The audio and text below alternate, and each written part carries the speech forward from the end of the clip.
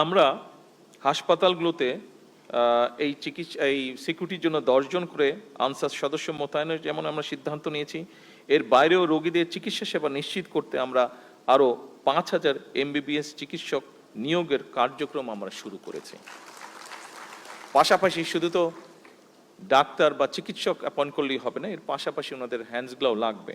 ফলে আমরা nurse, medical technologist যেটি আমরা আলাপ করেছি, ফার্মাসিস্ট, মিডওয়াইফ এবং অন্যান্য স্বাস্থ্য পেশাজীবী যেগুলো আছে বিদ্যমান আছে সেগুলো শূন্য পদও দ্রুত যার সাথে যাতে এই শূন্য পদগুলো পূরণ করা যায় সেটির প্রক্রিয়ার কাজও আমরা শুরু করেছি।